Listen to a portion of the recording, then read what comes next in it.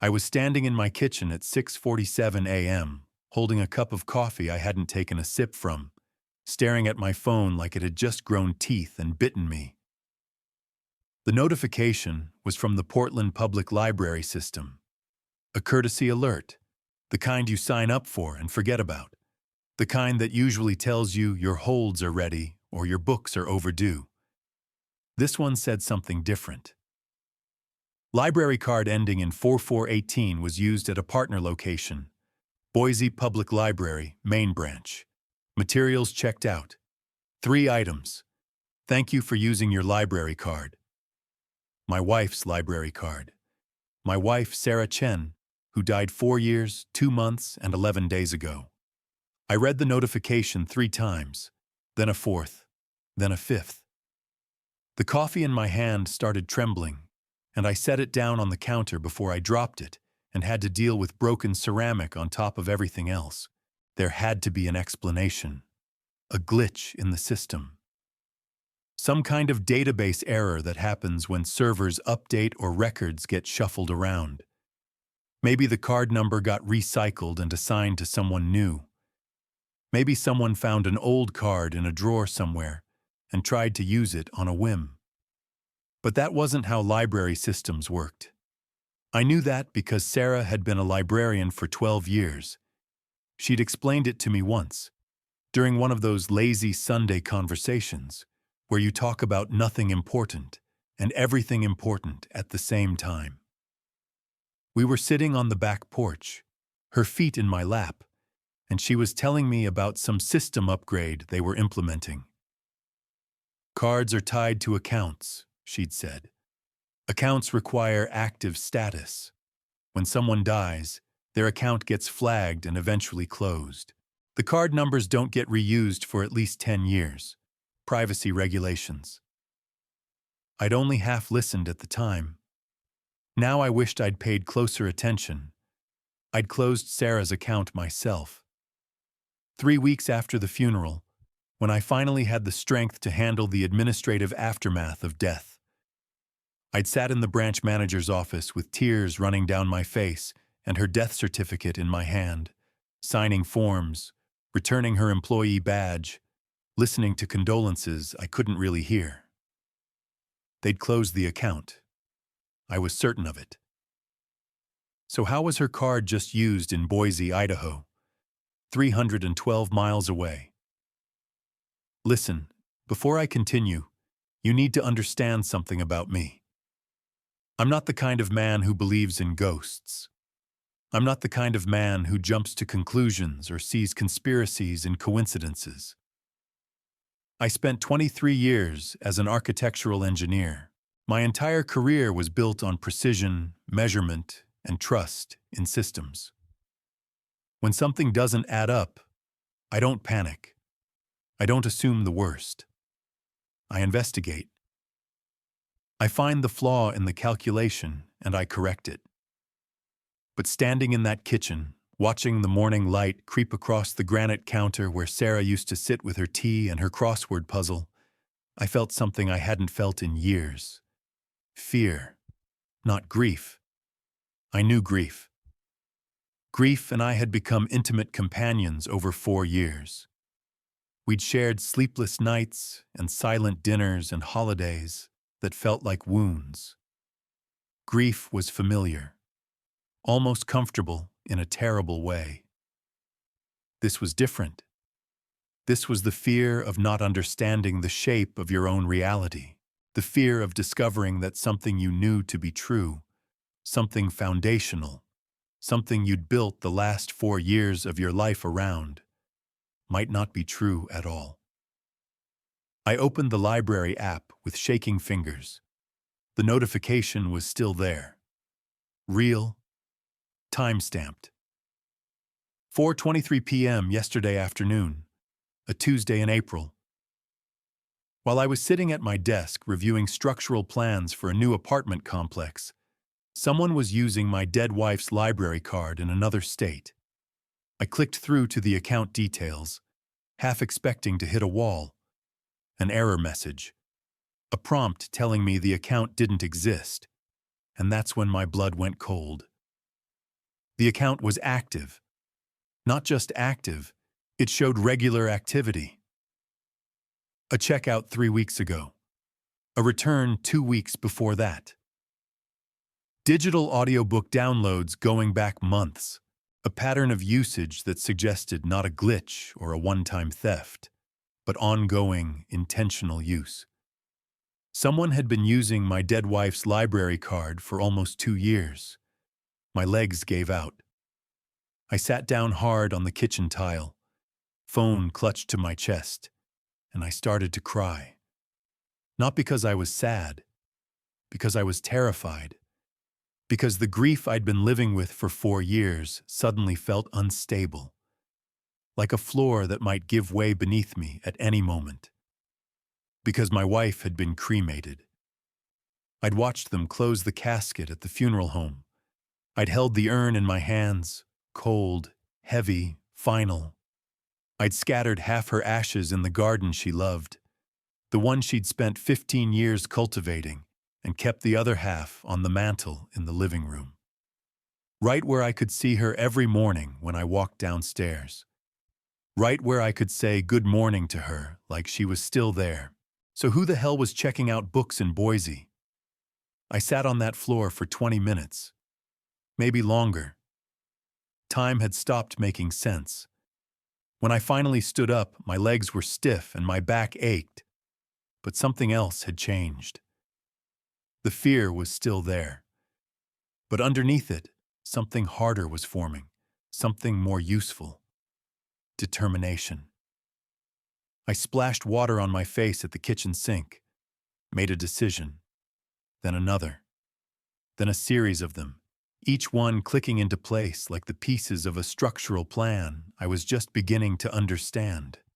I called in sick to work, the first time in 6 years. Janet in HR sounded concerned, asked if I needed anything. I told her it was just a stomach bug and hung up before she could ask more questions. I booked a hotel in Boise for 2 nights, extended stay just in case. I packed a bag with the essentials, clothes, toiletries, laptop, chargers, and something else. Something I hadn't touched since the funeral. Sarah's journal. The one she'd been writing in during the last year of her life. The one I'd never been able to bring myself to read. I'd picked it up 100 times over the past 4 years, run my fingers over the soft leather cover, then put it back on the shelf. It felt like a violation, like reading someone's prayers or their private confessions. She'd never offered to let me read it, and I'd never asked. Now it felt like evidence. I threw it in my bag, grabbed my keys, and walked out the door. The drive from Portland to Boise takes about 6 hours if you don't stop. I made it in 5.5, pushing the speed limit the whole way, barely aware of the landscape sliding past my windows. Mountains and farmland and small towns that blurred together into nothing. The whole way, my mind was racing through explanations, each one more desperate than the last. Identity theft. Someone had stolen her information and set up a fake library account. But why? What's the point of stealing a dead woman's library privileges? There's no money in it. No obvious scam. Libraries don't require credit cards or bank accounts. System error. Her card number got reassigned to someone else, and the old notifications were still linked to my email somehow. Possible, but the account history didn't support it. The activity was too consistent, too patterned. Cruel prank. Someone who knew me, knew her, decided to mess with my head. But who would do something like that? And how would they get access to her library credentials? The PIN, the account details, all of it? None of it made sense. That's when I realized something that made me grip the steering wheel until my knuckles went white. The only people who knew Sarah's library card PIN were Sarah and me. She'd used her birthday. 0517, May 17th. She used it for everything. Library card, ATM, Phone unlock? I'd teased her about it being predictable, and she'd laughed and said she had enough passwords to remember without making them complicated.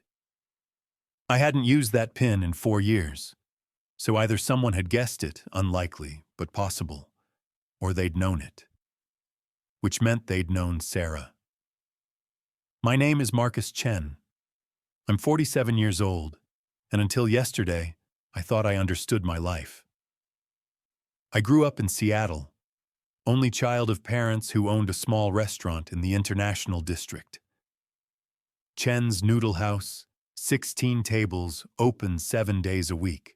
They worked 70-hour weeks my entire childhood, trading off shifts so someone was always home when I got back from school. They sacrificed everything to give me a shot at college, and I made sure I didn't waste it. Engineering degree from Washington State, master's from Oregon. I was never the smartest kid in the room, but I was the most methodical. The one who triple-checked his calculations. The one who caught errors other people missed. I landed a job at a structural engineering firm in Portland right out of school and worked my way up to senior architect over 2 decades. I'm the guy who makes sure buildings don't fall down. Load calculations, stress testing, foundation integrity. I've caught errors that would have been catastrophic. A misplaced decimal point that would have caused a parking garage to collapse. A material substitution that would have failed in an earthquake. I've signed off on projects that have stood for 20 years without a crack. Precision is my religion. Accuracy is my creed. Sarah knew that about me from our first date.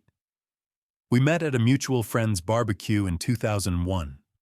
I was 24, fresh out of grad school, awkward in social situations, nursing a beer in the corner and wondering how soon I could leave without being rude. She was 26, confident, funny, wearing a sundress that made her look like summer itself. She was telling a story to a group of people, and her laugh carried across the yard. I couldn't help but move closer to hear what was so funny. "So this patron comes in," she was saying, "and he wants to check out the same book, again, for the 47th time that year." I'd been keeping count, and I finally asked him, "Sir, do you not remember how it ends?" The group was laughing. And he looks at me, completely serious, and says, "I keep hoping it'll end differently this time." More laughter. But Sarah's eyes found mine across the circle, and something passed between us. A recognition. A spark. "I told him maybe he should try writing his own ending," she said, still holding my gaze. "He didn't come back after that." I was in love by the time she finished the sentence. We got married 2 years later in a small ceremony at her parents' house in Bend. Had our daughter, Emily, in 2006. Built a life that looked exactly like what I'd always wanted, but never quite believed I'd have. Small house in the Multnomah neighborhood, with a garden Sarah obsessed over. Family dinners on Sunday evenings. Vacations to the coast every summer. Staying in the same rental cabin year after year until Emily complained she was too old for it. Inside jokes that nobody else would understand. Pet names that would have embarrassed us if anyone heard them. A rhythm of life that felt as solid and permanent as the buildings I designed. Sarah was the warm one. I was the precise one. Together, we made sense. She died on February 14th, 2021, Valentine's Day, because the universe has a sick sense of humor, and because tragedy loves irony. I'd made reservations at our favorite restaurant, a little Italian place in the Pearl District that we'd been going to for 15 years. The owner knew us by name, had our usual table waiting, but Sarah wasn't feeling well that morning. "Nothing serious," she said. "Just tired." She'd been tired a lot lately, which I'd chalked up to stress at work. The library was going through budget cuts, and she was worried about layoffs. "Let's reschedule," she'd said, kissing me goodbye as I left for work. "I'm having lunch with Diana anyway. I'll be fine by dinner." Diana, her sister. I should have stayed home. I've replayed that morning 1,000 times, looking for the moment where I could have changed something, but I didn't stay. I went to work, I reviewed plans, I sat in meetings, and at 2:47 p.m., I got a phone call that ended my life. It was Diana, screaming, incoherent. She collapsed. Ambulance, hospital. I don't know what happened. "Marcus, you have to come." I drove to the hospital in a daze, ran through the emergency room doors, found Diana in a waiting area, mascara streaked down her face, shaking. "They couldn't save her," she said. "They tried. They tried so hard. But she's gone." Cardiac arrest. That's what the doctors said. She'd been at Diana's house. They did lunch every few weeks, sister time, and collapsed in the living room. Diana had called 911 immediately, started CPR, done everything right. But by the time the paramedics arrived, Sarah was gone. No warning signs, no history of heart problems. She was 51 years old and walked 3 miles every morning. Had a physical 6 months before that came back perfect. The doctors called it sudden cardiac death. Rare, unpredictable, devastating. Sometimes the electrical system of the heart just fails. No reason, no explanation, no one to blame. Just gone. I didn't believe it at first, not because I suspected anything sinister. I just couldn't accept that a woman who was alive and laughing and kissing me goodbye that morning could simply stop existing by lunchtime. It violated everything I understood about cause and effect, about systems and predictability, about the fundamental fairness of the universe. The grief nearly killed me. I don't say that to be dramatic. I mean it literally. There were days I didn't eat, weeks I didn't sleep properly. I lost 20 pounds in the first 2 months, and most of my will to care about the future. I'd sit in Sarah's garden for hours, staring at the plants she'd nurtured, watching them slowly die because I couldn't bring myself to water them. Emily was 15 when it happened, just starting high school. She needed me to survive, so I survived. But I did it on autopilot. Wake up, shower, go to work, come home, stare at the walls, sleep, repeat. My boss gave me 3 months of bereavement leave. I took 6. When I came back, I could barely focus. Made errors I never would have made before. Small ones, caught before they mattered, but errors nonetheless. 3 years of that. Then, slowly, something shifted. A grief counselor I'd resisted seeing finally got through to me, made me understand that healing wasn't betrayal, that moving forward didn't mean leaving Sarah behind, that I could carry her with me without drowning in her absence. By last year, I thought I'd made it through the worst. I was wrong. I should tell you about Diana, because she's going to matter. Diana Holloway was Sarah's younger sister by 3 years. They were close in the way that sisters can be. Deeply bonded, but perpetually competitive. 2 branches of the same tree, always reaching for the same sunlight. Where Sarah was warm and genuine, Diana was polished and performative. Where Sarah found joy in simple things, her garden, her books, her family, Diana needed more. Bigger house, nicer car, vacations that looked good on social media. Diana had married money. Her husband Raymond was a commercial real estate developer, 15 years older than her, with a BMW in the driveway and a portfolio of properties across 3 states. They lived in a big house in Lake Oswego that always looked like it was staged for a magazine shoot. White furniture no one was allowed to sit on. Fresh flowers in every room. A cleaning service that came 3 times a week. Sarah used to joke about the difference in their lives. Diana married money, and I married stability, she'd say, squeezing my hand. I got the better deal. Money runs out. Steady doesn't. I'd always thought she meant it as a compliment to me. Now I wondered if she'd meant something else. After Sarah died, Diana was a wreck, or at least she acted like one. Sobbing at the funeral, making a scene at the reception, calling me every day for weeks to check in, her voice thick with tears, insisting on helping me sort through Sarah's things, showing up at the house with empty boxes and red-rimmed eyes. "Let me help," she'd say. "I need to feel useful. I need to feel close to her." I was too broken to say no. Looking back now, I remember something strange about those visits. Diana was very interested in Sarah's paperwork, not her clothes, not her jewelry, not the personal effects that might have sentimental value.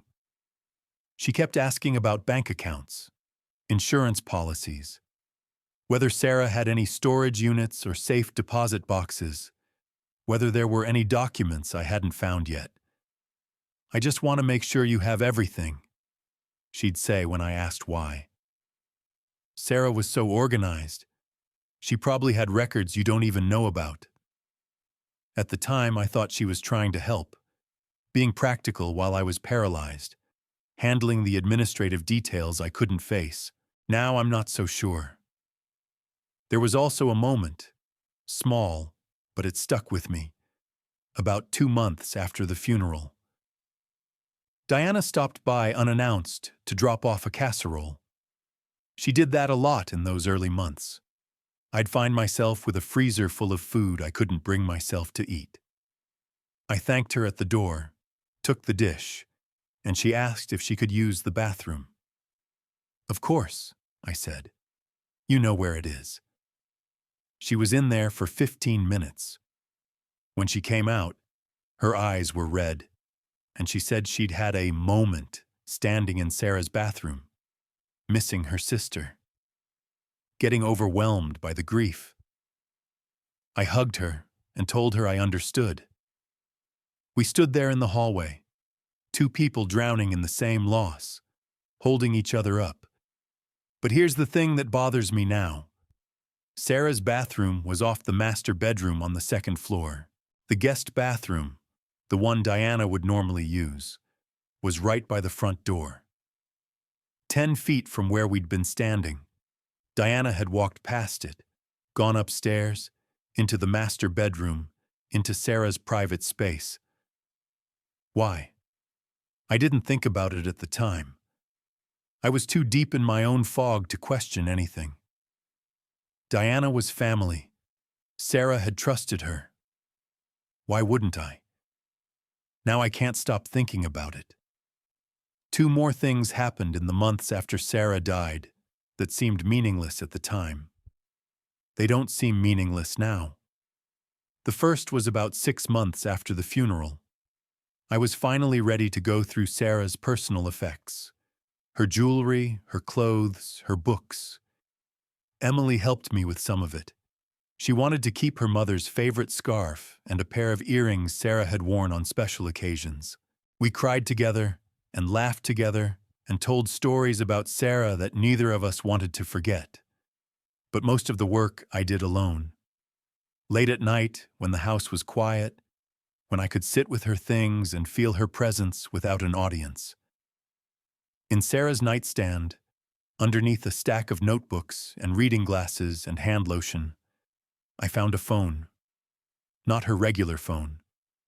That had been in her purse when she died, and Diana had given it to me along with her other belongings from that day. This was different. A burner phone. Just a cheap, prepaid flip phone. The kind you buy at a gas station or a drugstore. No brand name, no contract. The kind of phone people use when they don't want to be traced. I turned it over in my hands, trying to understand why Sarah would have something like this. She wasn't secretive. She wasn't paranoid. She kept her regular phone on the kitchen counter where anyone could see it. Why would she need a second phone hidden in her nightstand? I tried to turn it on, but it was dead. I plugged it into a charger, but nothing happened. When I opened the back, I understood why. The battery was completely corroded, ruined by time and neglect. I assumed it was an old backup phone. Maybe something she'd kept in case of emergencies. Maybe a relic from before smartphones, forgotten in a drawer and never thrown away. I put it back in the nightstand and forgot about it. 3 days later, it was gone. I noticed because I'd moved the nightstand to vacuum behind it. Part of my slow emergence from grief, starting to take care of the house again. And I remembered the phone being there. But when I looked, it wasn't. I searched the entire bedroom, the closet, under the bed. It wasn't anywhere. I told myself I must have thrown it away and forgotten. I was still in a fog. My memory wasn't reliable. Things slipped through the cracks, but I don't think I threw it away. I think someone took it. The second thing was a letter. It arrived about 8 months after Sarah died. Plain white envelope, no return address. My name typed on the front. Not handwritten, typed, impersonal, deliberate. Inside was a single sheet of paper with 4 words. She knew about it. No signature, no explanation, no context. Just those 4 words, centered on the page like a warning or a confession. I called the police, showed them the letter. They took a report, asked if I had any enemies, if anyone might want to harass me. I couldn't think of anyone. Probably a prank, the officer said. Or someone sent it to the wrong address. Not much we can do with so little information. I kept the letter anyway, filed it away with the other incomprehensible paperwork that accumulates when someone dies. The medical bills that kept coming for months. The subscription renewals that didn't know she was gone. The credit card offers addressed to a woman who would never open them. At the time, I assumed she referred to someone else. Some other case, some other investigation. A letter meant for a different Marcus Chen in a different city. Now I think it meant Sarah, and I think someone wanted me to know. The drive to Boise was 6 hours of my mind doing backflips. I kept circling back to the same impossible questions. If Sarah's library card was being used, who was using it? If the account was supposed to be closed, how is it still active? If someone had stolen her identity, why would they use it for something as mundane as checking out library books? And the question I couldn't even let myself fully form. What if she's not dead? No. That was insane. I'd seen the body. I'd held the urn. I'd scattered her ashes in the garden while Emily held my hand, and we both sobbed until we couldn't breathe. But had I actually seen her face? I forced myself to remember the funeral home. The viewing. The details were blurry, smeared by grief and shock and the strange unreality of those first days after a death. Everything had felt like a dream, a nightmare I kept expecting to wake from. Closed casket. That much I remembered clearly. Diana had insisted on it. Sarah would have wanted to be remembered how she lived, she'd said, not how she died. Let's give people a beautiful memory, not a traumatic one. I hadn't argued. I'd barely been functioning. Making decisions about caskets and flowers and funeral programs felt impossible. Diana had stepped in, handled everything, and I'd let her because I didn't have the strength to do it myself. Now I was questioning everything. Had there been a body in that casket? Had I ever actually confirmed that Sarah was dead? I'd seen a death certificate, signed by a doctor at the hospital, but I'd never seen her. Not after she collapsed, not at the hospital, not at the funeral home. Diana had identified her. Diana had made the arrangements. Diana had been the one to tell me she was gone. What if Diana had lied? The thought felt insane, paranoid, the kind of thing a grieving person thinks at 3 a.m. when the darkness gets too heavy. But I was driving to Boise to chase a library notification. Sanity had already left the building. I pulled into Boise at 2:15 p.m. The main branch of the public library was downtown, a modern building with lots of glass and clean lines, architectural contemporary, probably built in the early 2000s. The engineer in me noticed the details, the cantilevered entrance, the energy-efficient window placement, even while the rest of me was falling apart. I sat in the parking lot for 10 minutes, trying to work up the courage to go inside. What was I going to say? Hi, I'm looking for a ghost. Have you seen any dead women checking out books lately? The absurdity of the situation hit me all at once, and I started laughing.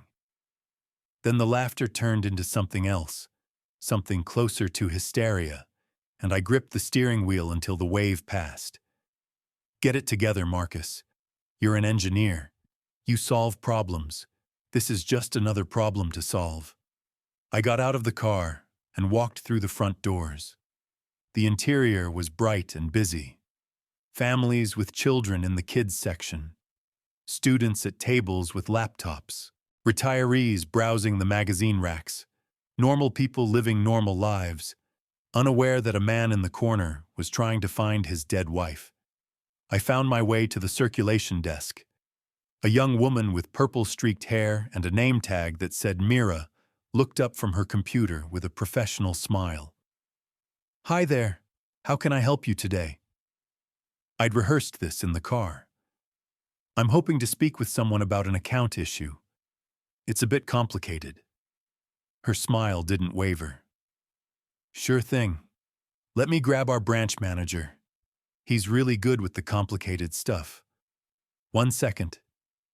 She disappeared into a back office. I stood there, heart pounding against my ribs, trying to look like a normal person with a normal library question. A minute later, a man in his 50s emerged.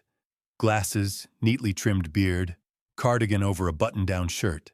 He looked like Central Casting's idea of a librarian, warm, scholarly, trustworthy.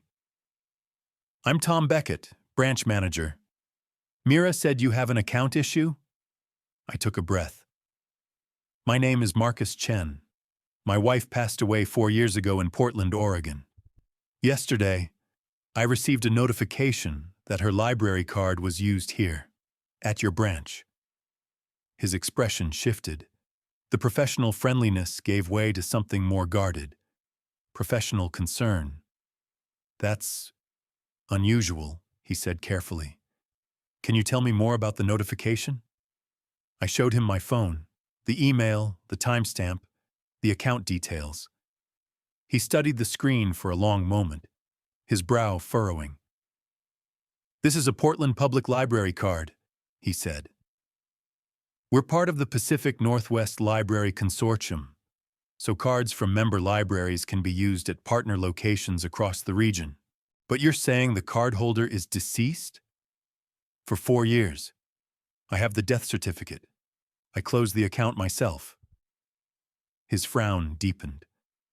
Let me check our records. Would you mind following me to my office? I followed him through a door marked Staff Only, down a hallway lined with book carts and storage shelves, and into a small office cluttered with papers and library industry magazines. He sat behind his desk and started typing. Card ending in 4418, he muttered. Sarah Chen. More typing.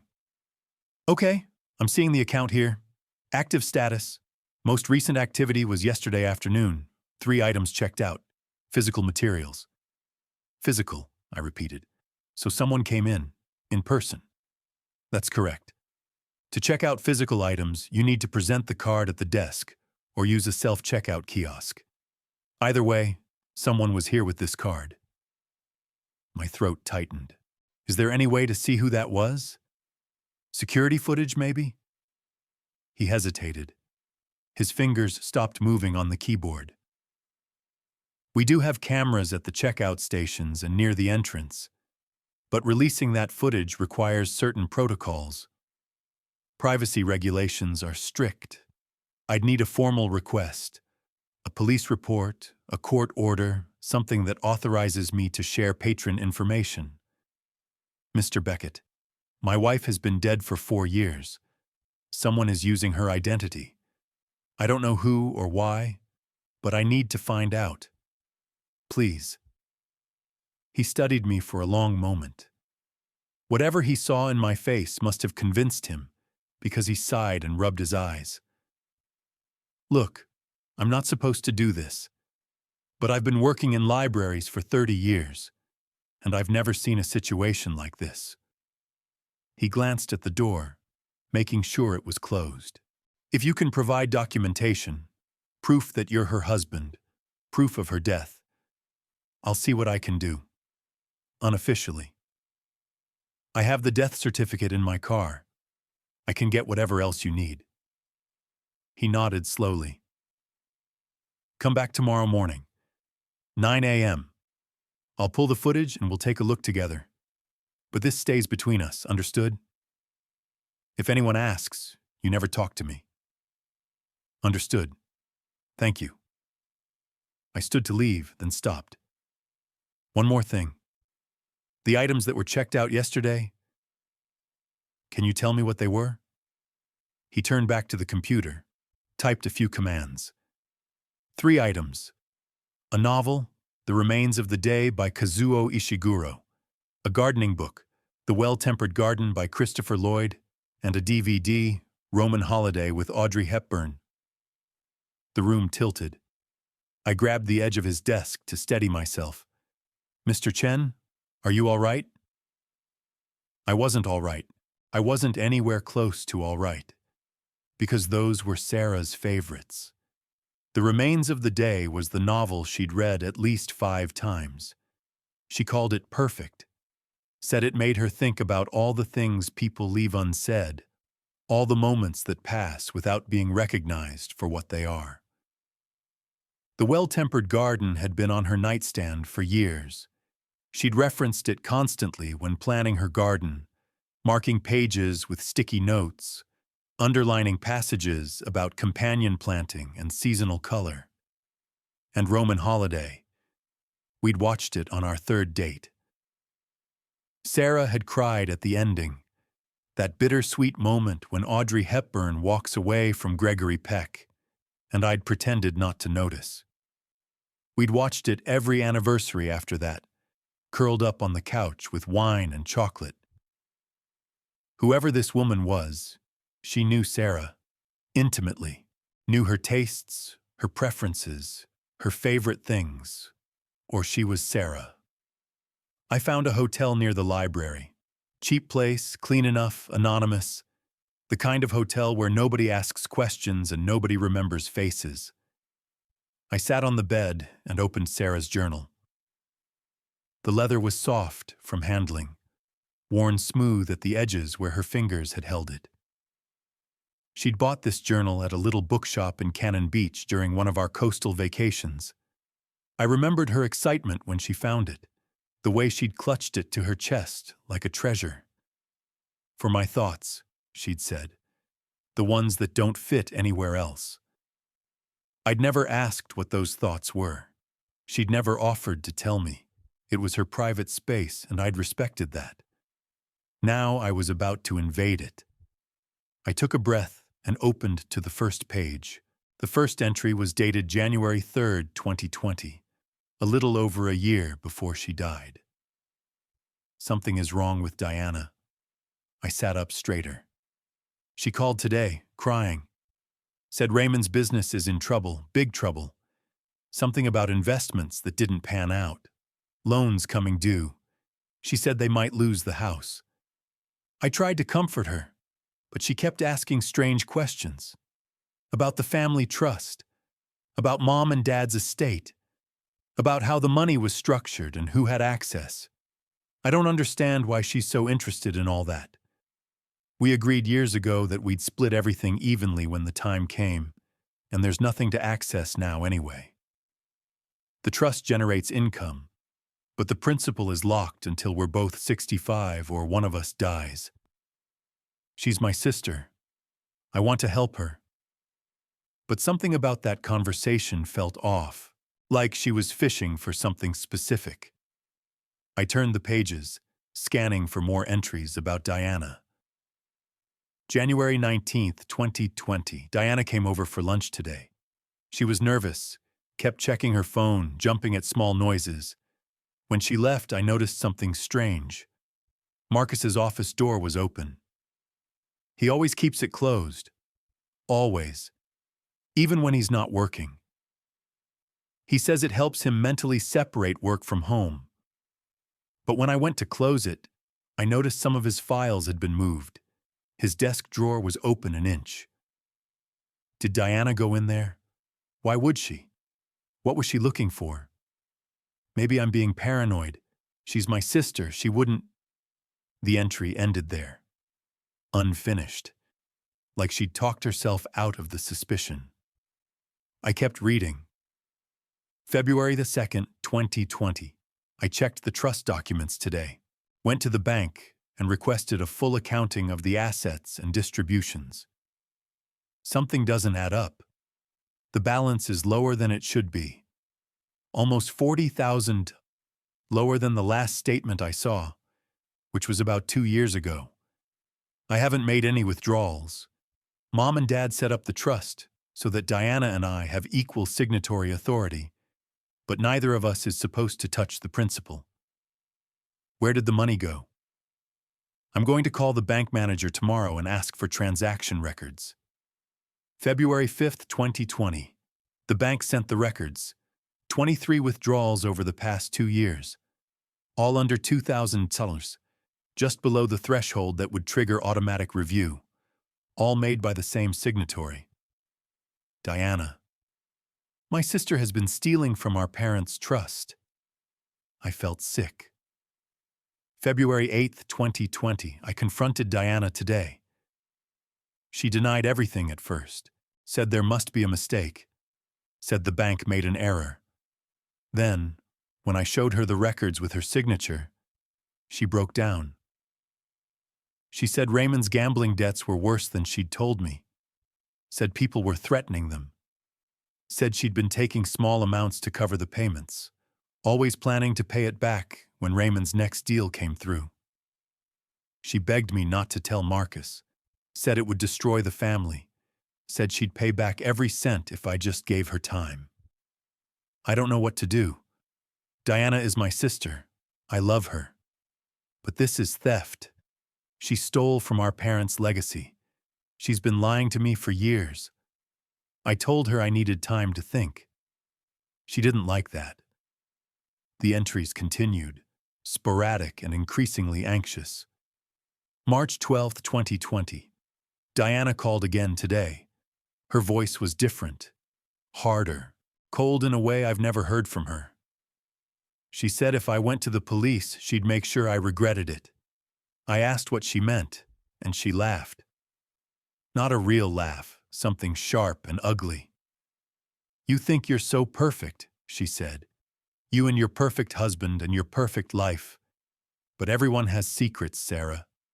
Everyone has things they don't want exposed. Then she hung up. What did she mean? What secrets? I don't have any secrets. I'm scared. April 4th, 2020, I found something today. Diana left her laptop at my house last week. Forgot it after one of our lunches. I should have just returned it. But I couldn't stop thinking about her threat, about what she might be hiding. I looked through her files. I know it was wrong, but I needed to understand what I was dealing with. And I found it. It's not just the trust money. Raymond and Diana are running some kind of scheme. Insurance claims on properties that don't exist. Fake damage reports. Payouts from companies that don't seem to realize they're being defrauded. The numbers are huge. Hundreds of thousands of dollars. Maybe more. This isn't desperation. This is a criminal enterprise. If I expose them, I expose our whole family to scandal. Emily will grow up knowing her aunt is a criminal. Marcus will be devastated. He trusted Diana. But if I don't expose them, I'm complicit. I'm helping them get away with it. What do I do? I turned more pages, hands trembling. May 15th, 2020. I've been documenting everything, making copies of the files from Diana's laptop, photographing the trust records, building a case in case I need it. I don't know what I'm going to do yet, but I want to have evidence. Proof that I'm not making this up. Proof that they can't gaslight their way out of. I've been hiding the documents in a safe place, somewhere Diana won't think to look. October 22nd, 2020. Diana's been watching me. I'm sure of it now. I see her car on our street sometimes, parked down the block. She says she's just passing through. But she's not. She's monitoring me. And I think someone went through my things when I was at work last week. Nothing obvious, just small things moved. A drawer not quite closed. My closet organized differently than I left it. She's looking for the documents. She knows I have them. The final entry was dated January 28th, 2021, 17 days before Sarah died. Diana came to see me today. She was calm, too calm, like she'd made a decision and everything else was just details. She said she had a solution, a way to fix everything, a way to protect everyone, including me and Marcus and Emily. But she needed my help. She said people were after Raymond, dangerous people, people who would hurt anyone connected to them. She said Marcus was at risk. Emily was at risk. She said the only way to keep us safe was to disappear. I don't understand what she's proposing, but she wants to meet again this weekend. She says she'll explain everything. I don't trust her anymore, but I love her. And if there's really a threat to Marcus and Emily, God, what do I do? If something happens to me, Marcus, if you're reading this, I'm sorry. I didn't tell you because I didn't want to drag you into Diana's mess. I thought I could handle it myself. I thought I could protect you by keeping you ignorant. I was wrong about so many things. I love you. I love Emily. Whatever happens, remember that. Remember me kindly. I closed the journal. My hands were shaking so badly I could barely hold it. For 4 years, I'd believed my wife died of a heart attack, a tragic accident, a cosmic cruelty with no villain, no explanation, no one to blame. I'd rebuilt my life around that narrative, learned to accept it, learned to live with it. Now I was reading her own words, telling me she was scared, that she'd discovered something dangerous, that Diana had been threatening her. And 17 days after she wrote those words, Sarah collapsed at Diana's house. The same Diana who'd insisted on a closed casket. The same Diana who'd identified the body. The same Diana who'd been so interested in Sarah's paperwork. I wanted to call the police. I wanted to fly home and confront Diana. I wanted to scream until my throat was raw. Instead, I stayed calm. I needed proof. The journal was damning, but it wasn't enough. It was Sarah's word against Diana's, and Sarah wasn't here to testify. I needed more. I needed the documents Sarah had mentioned, the evidence she'd been gathering, and I needed to find the woman who was using Sarah's library card. The next morning, I was at the library at 8:55 a.m. Tom Beckett was waiting by the staff entrance. He looked like he hadn't slept well. That made 2 of us. Mr. Chen, I pulled the footage last night. I think you need to see this. He led me to a small security room in the back of the building. Multiple monitors lined one wall, showing different camera angles of the library's interior. A technician was already there. a young man with a buzz cut and a serious expression. "This is Carlos. He handles our security systems. He's agreed to help us, off the record." Carlos nodded at me. Tom explained the situation. "This is weird as hell, man. Sorry about your wife." "Thanks." "Okay, so." Carlos typed commands into a keyboard. "Yesterday afternoon, 4:23 p.m., checkout station number 3. The center monitor flickered, then showed a color video feed of the checkout counter from the previous afternoon. The timestamp in the corner read 4:15 p.m. "I'm going to advance it to the relevant time," Carlos said. He scrubbed forward. 4:18, 4:20, 4:22. At 4:23, a woman approached the checkout station. My breath stopped. She was wearing a hat, a wide-brimmed sun hat that cast shadows over her face, large sunglasses that covered half her features, a shapeless coat that hid her body type. But there was something about the way she moved, the angle of her shoulders, the slight tilt of her head as she handed over the library card, the way she shifted her weight from one foot to the other while she waited. I knew that posture. I'd watched it 1,000 times across 1,000 ordinary moments. Standing in the kitchen waiting for the coffee to brew. Standing in the garden deciding which roses to prune. Standing in the library stacks looking for her next favorite book. "Can you zoom in?" My voice came out as a whisper. Carlos enhanced the image. It was grainy. Security cameras aren't built for high definition, but I could make out the shape of her face, her chin, the curve of her lips, a strand of hair escaping from beneath the hat, brown streaked with gray. "That's not possible," I said. "Sir?" Tom's voice was gentle, concerned. "Do you recognize her?" I couldn't speak. I couldn't breathe. Because the woman on the screen, the woman using my dead wife's library card, looked exactly like Sarah. "Play it again." Carlos rewound the footage. I watched the woman approach the counter, hand over the card, sign something. A checkout slip, probably. Collect her materials. Walk away. Again. He played it again, and again, and again. Each time I looked for something different.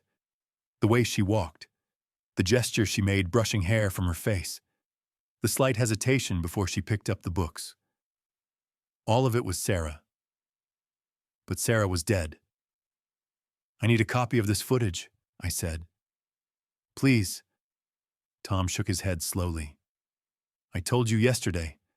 I can't release it without proper authorization. A police request. A court order.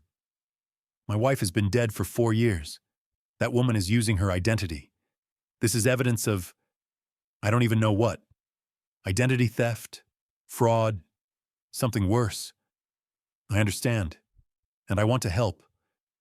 But if I give you this footage and it turns out to be part of a legal case, anything I did off the books could compromise the whole thing. You need to go through proper channels." He was right. I knew he was right. But proper channels took time, and I didn't know how much time I had. "What about the materials she checked out?" I asked. "You told me yesterday. The remains of the day, the gardening book, the movie. Is there anything else? Any other pattern to what she's been checking out?" Carlos pulled up the account history. "Let me scroll back a bit." "Okay, so. Past 6 months. Looks like mostly fiction, literary stuff, some gardening books, couple of cookbooks, DVDs, older movies, classic Hollywood era." He rattled off titles. I recognized every single one. These weren't random selections. These were Sarah's tastes. Her specific, particular, unique preferences. The books she would have chosen. The movies she would have watched. Either someone had studied my wife's life in intimate detail and was deliberately mimicking her choices. Or I couldn't finish the thought. "One more thing," I said. The account shows an address. When accounts are created or updated, there's usually a home address on file. Can you tell me what address is associated with this card? Tom and Carlos exchanged a glance. Technically, that's patron information, Tom said. Protected. I know. But Tom, please, if this is my wife, I need to find her. And if it's not my wife, then someone is committing identity fraud, and I need to report it. Either way, that address is important. Tom sighed heavily. You're putting me in a hell of a position here. I know. I'm sorry. He was quiet for a long moment. Then he turned to Carlos. Show him. Carlos hesitated, then pulled up the account details. Ruth S. Warren, 247 Mockingbird Lane, Boise, ID 83706, Ruth Warren. Not Sarah Chen, but using Sarah Chen's library card. I memorized the address, repeated it silently in my head until it was burned into my brain. Thank you, I said. Both of you. I won't forget this. Just be careful, Tom said. Whatever you're walking into, it doesn't sound simple. He had no idea. I drove to Mockingbird Lane in a daze. The address was in a quiet residential neighborhood on the east side of Boise. Tree-lined streets, modest homes, the kind of neighborhood where families grew up and retired and knew each other's names. The kind of place where nothing dramatic ever happened. 247 was a small house at the end of a cul-de-sac. Single-story, white paint, tidy lawn with a few flower beds along the front, a detached garage. Nothing remarkable about it at all. I parked across the street and watched. For an hour, nothing happened. The curtains were drawn, no cars in the driveway. The house looked empty. I was starting to wonder if I should try the door when headlights appeared at the end of the street. A silver Honda Civic turned onto Mockingbird Lane and pulled into the driveway of 247. The engine cut off. A woman got out. Same hat, same sunglasses, same shapeless coat from the library footage. But when she turned to lock the car, I saw her face clearly for the first time, and my heart stopped. It was Sarah. Not someone who looked like Sarah. Not a relative or a doppelganger or a woman who happened to share some features. My wife. The woman I'd slept beside for 18 years. The woman I'd held while she gave birth to our daughter. The woman I'd mourned and missed and dreamed about for 4 years. Alive. Walking into a house in Boise, Idaho, like it was the most normal thing in the world. I don't know how long I sat there. Minutes. Maybe longer. My first instinct was to run across the street, bang on the door, demand answers, hold her in my arms and ask why. Why would she do this? Why would she let me believe she was dead? Why would she put Emily through that agony? But something held me back. She was hiding. For 4 years, she'd been hiding. That didn't happen by accident.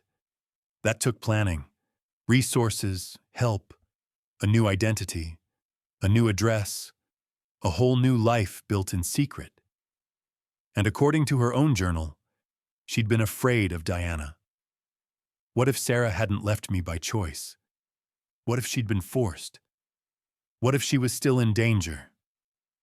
I forced myself to think strategically, to set aside the earthquake of emotions and focus on the facts. Fact. Sarah was alive. Fact. She was living under an assumed name in a house owned, probably, by someone connected to her disappearance. Fact. Diana had been involved in threats and possibly worse. Fact. Running over there right now could expose Sarah to whatever she was hiding from. I needed more information. I needed to understand the full picture before I made a move. I took out my phone and photographed the house, the car, the license plate. Then I drove back to my hotel and started making calls. The first call was to a private investigator in Portland named Ray Delgado. A friend from my gym had used him during a messy divorce. Custody battle, hidden assets, the whole ugly package. He'd vouched for Ray's discretion and effectiveness. Ray answered on the third ring. Delgado Investigations. How can I help?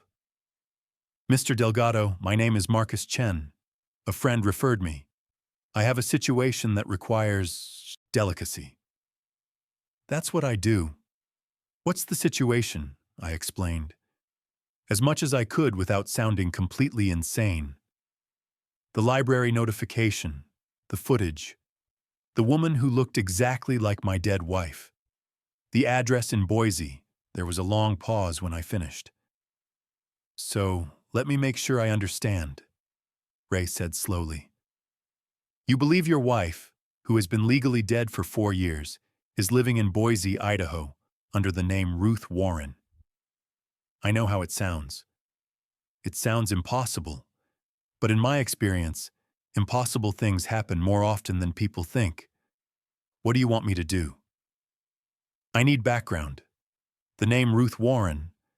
I need to know when that identity was created, who created it, what paper trail exists. I need property records for the house on Mockingbird Lane. I need to know if my sister-in-law, Diana Holloway, has any connection to Boise or to that address. That's going to take time. And money. I don't care about the money. Name your rate. Find the truth. I charge $150 an hour plus expenses.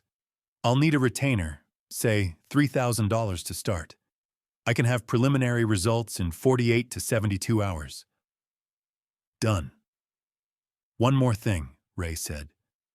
Have you considered the possibility that this woman isn't your wife? That she's an identity thief who happened to find your wife's information? Someone who looks similar enough to pass? I saw her, Ray, from 20 feet away. I know my wife's face. I know the way she moves. It's her.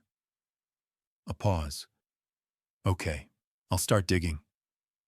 Where can I reach you? I gave him my cell number and the hotel information. We agreed he'd call with updates. After I hung up, I sat in the silence for a long time. Sarah was alive. The thought kept circling in my head, looking for a place to land. Sarah was alive, and I couldn't tell anyone. Not until I understood why she'd disappeared. Not until I knew who else was involved. Not until I was sure I wouldn't get her killed by exposing her. The second call was harder. I dialed Emily's number. My daughter, now 22, finishing her senior year at UCLA. The girl who'd grown up without her mother because we'd all believed she was gone. The phone rang 3 times before she picked up. Dad, what's up? You never call on weekday afternoons. Hey, sweetheart. I just wanted to check in, hear your voice. You're being weird, she laughed. What's going on? I debated what to tell her. The full truth felt too cruel, raising hopes that might be false, opening wounds that had barely healed. And if I was wrong about any of this, if the woman in Boise wasn't Sarah after all, I'd have put Emily through hell for nothing. I'm in Boise for work, I lied. Had a few days free and was thinking about you. Missing you. Boise? What kind of structural engineering happens in Boise? Consulting job. Someone's building a new office complex and wanted a second opinion on the foundation specs. She seemed to accept that. Well, that's random. How long are you there? Few more days. Maybe through the weekend. Depends how the work goes. We talked for a while longer. She told me about her classes. Sociology final coming up. Thesis almost done. About her friends and a guy she'd been seeing. Normal life. The life I'd worked so hard to give her after Sarah died. I couldn't tell her. Not yet. Not until I knew more. Love you, Em. Love you too, Dad. Try not to work too hard. I spent the next 2 days watching the house on Mockingbird Lane. It sounds tedious, and it was. Hours of sitting in a rental car, drinking terrible gas station coffee, watching a house where nothing seemed to happen. But I learned things. Ruth, Sarah, kept a regular schedule. She left the house around 9 a.m. most mornings, came back around 4 p.m. She drove the silver Honda Civic, always wore the hat and sunglasses when she went out. She didn't seem to have a job, or if she did, it wasn't a traditional 9 to 5.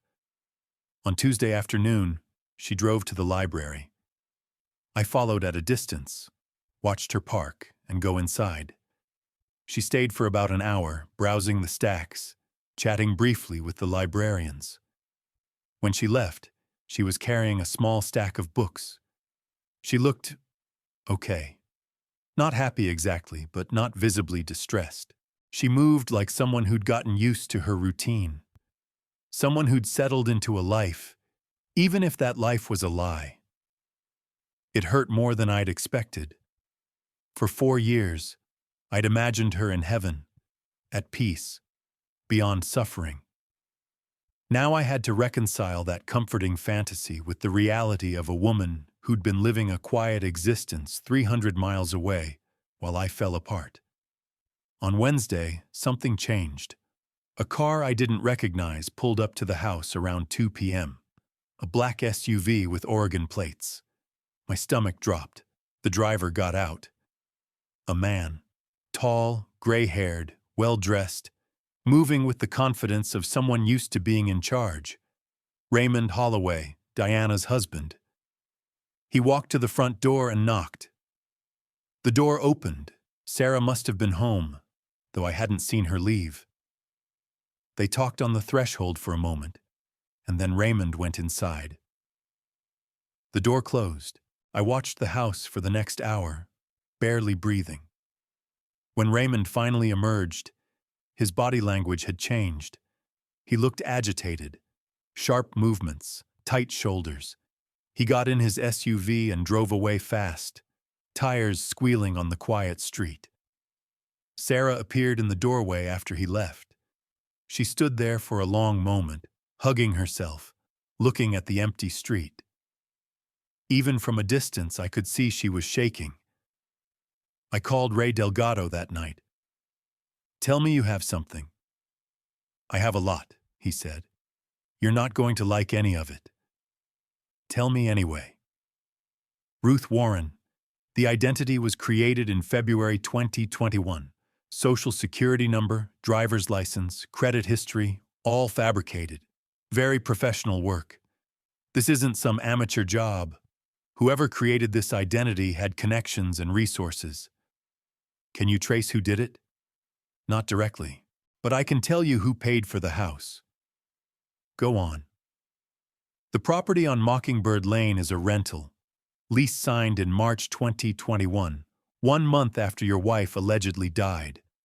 The lease is in the name of a company called Horizon Property Management, LLC. Never heard of it. You wouldn't have. It's a shell company. Registered in Delaware, minimal public records, standard privacy setup. But I dug deeper. Did some cross-referencing with property databases and business filings across multiple states. And the sole member of Horizon Property Management, LLC is another company called Lakeside Holdings.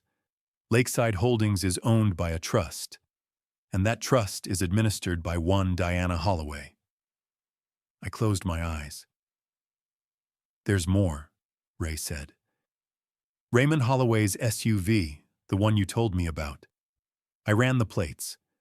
I also put in some calls to a contact I have in Idaho law enforcement. Turns out Raymond's been making regular trips to Boise for the past 2 years. Multiple border crossings documented. He's been visiting that address. So they're both involved. Definitely. But here's the part I don't understand. If Diana and Raymond faked your wife's death, why keep her alive? Why set her up in a house and maintain her for 4 years? Why not just... He didn't finish the sentence. He didn't need to. Something they need from her, I said. Something they can't get if she's gone. That's my read. Any idea what it might be? I thought about the journal, the documents Sarah had been gathering, the evidence she'd hidden somewhere Diana couldn't find. I think I might. Can you get me anything on Raymond's business dealings? Specifically anything related to insurance claims or property transactions over the past decade? I can try. But that's a bigger ask. Might take a few more days. Do it. And Ray, thank you for believing me. Hey, it's your money. But for what it's worth, I've been doing this job for 20 years. I've seen a lot of weird stuff. Your story is up there, but it tracks. The pieces fit. Somebody went to a lot of trouble to make your wife disappear without actually killing her. That's not random. That's strategic. He was right. Diana and Raymond were strategic. Everything they'd done, the fake death, the hidden house, the false identity, it all pointed to a long-term plan. I just had to figure out what that plan was. On Thursday, I went back to the library. Not to see Tom Beckett this time. I went because I knew Sarah went on Thursdays. I'd watched her pattern. I knew her routine. And I'd decided it was time to make contact. I positioned myself in a reading area near the stacks she usually browsed, hidden behind a magazine, feeling ridiculous, heart pounding so hard I could hear it in my ears. At 3:47 p.m., she walked in. She moved through the library slowly, running her fingers along the spines of books the way she always had. I watched her pick up a novel, flip through the pages, put it back. The same ritual I'd witnessed 1,000 times over 18 years of marriage. She looked tired today. Shadows under her eyes that makeup couldn't quite hide. Her shoulders were tense. Raymond's visit had rattled her. I stood up. I didn't plan what I was going to say. I didn't know if she would scream, run, embrace me, or pretend she didn't know me. But I couldn't sit there any longer. 4 years of grief and loss, and now this impossible reunion. I had to know. I walked toward her. She was reaching for a book on an upper shelf when she turned, perhaps sensing movement, and saw me. The blood drained from her face. Her mouth opened, but no sound came out. For a long moment, we just stared at each other across 10 feet of library floor. Then I spoke her name. Sarah. The book slipped from her fingers and hit the floor with a soft thud. Marcus. Her voice was barely a whisper, a breath of sound. How did you? Your library card. They sent me a notification. She looked around frantically, scanning the room for threats, for watchers, for people who shouldn't see this conversation happening. You can't be here. You have to leave. Right now. I'm not going anywhere. Not without answers. You don't understand what's happening. If they find out you're here... Diana. Raymond. I know they're involved. I know they set this up. Her eyes widened with something like horror. You know? I know enough. I know they've been keeping you here. I know Raymond visits. I know you're afraid. Tears started streaming down her cheeks. She grabbed my arm, her grip surprisingly strong, and pulled me toward a quiet corner of the library, behind a tall shelf where we couldn't be easily seen. How long have you known? She asked. How long have you been watching? A few days, since the notification. Sarah, why? Why would you let me believe you were dead? Because I thought it would keep you safe. Her voice cracked. Because Diana said, she told me. What did Diana tell you? She took a shuddering breath. She told me that Raymond was in trouble, that people he owed money to were dangerous, that they would hurt anyone connected to him, including me, including you, including Emily. She said the only way to protect everyone was to disappear, stage a death, start over somewhere new, wait until the threat passed. And you believed her? I didn't know what to believe. I just discovered she'd been stealing from the trust. I'd found evidence of their fraud. I was going to the police. And then she came to me with this story about dangerous people. And she seemed so scared. And she's my sister. Marcus. I trusted her. She was crying freely now. I wanted to hold her. I wanted to shake her. I wanted to understand. What happened that day? The day you died? I went to her house for lunch. She'd asked me to come, said she had something important to tell me. When I got there, she gave me a drink. Tea, I thought. But I started feeling strange, dizzy, confused. And then I woke up in a car, being driven to Idaho by people I didn't know. She drugged you. I think so. Those first few days are blurry. I don't remember everything. By the time I was coherent, I was here, in this house, with a new name and a new identity, and Diana calling to tell me that everyone thought I was dead and that I had to stay hidden or she'd hurt you. She threatened you. She threatened Emily, said she had people watching, said if I tried to leave or contact anyone, something would happen to our daughter. I couldn't risk it, Marcus. I couldn't gamble with Emily's life. The picture was becoming clearer now, horrifying, but clear. Diana hadn't just helped Sarah disappear. She'd kidnapped her, held her hostage with threats against her family, kept her isolated and controlled for 4 years. Why didn't she just kill you? I asked, hating myself for the question. If she wanted you gone, why keep you alive? Sarah's expression shifted. Something like grim satisfaction flickered across her face. The documents. The evidence I gathered before I died. I hid copies somewhere she couldn't find. I told her that if anything happened to me, or to you or Emily, instructions would be triggered to send everything to the FBI, the press, everyone. An insurance policy. She believed you? She was too afraid not to. And it's true. I did hide evidence.